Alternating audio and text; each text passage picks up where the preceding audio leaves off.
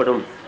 அதாவது சிலருக்கு சொந்தமாக தொழில் உத்தியோகம் வியாபாரம் செய்யும் அமைப்பையும், சிலருக்கு கடன் வாங்கி வீடு வாசல் வண்டி வாகனம் வாங்கும் சுப விஷயத்தையும் ஏற்படுத்தி தருவார். அதே போல் ஒரு 4ஆம் வீட்டை குரு பார்ப்பது ஒரு நல்ல அமைப்பு தான். 4ஆம் வீடு என்பது நம்முடைய சுகஸ்தானம். நம்முடைய தேக பலம் பலப்படும். தாயாரின் ஆதரவு உண்டு.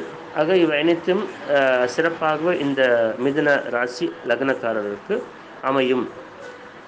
அடுத்ததாக இந்த குரு பகவானின் பார்வையானது விருச்சிகத்திற்கு விழுகிறது. அதாவது மிதுன லக்னத்திற்கு 6ஆம் வீடு. 6ஆம் வீடு வந்து கடன், நோய், எதிரிகள், வம்பு வழக்கு, சர்வீஸ், நாம் செய்யும் உத்தியோகம் என்று பொருள். இன்னும் சில அதிகமான விஷயங்கள் கூட உள்ளன. ஆக இது முக்கியமான இந்த விஷயங்களில் குரு பகவானின் பார்வை இந்த 6ஆம் வீட்டுக்கு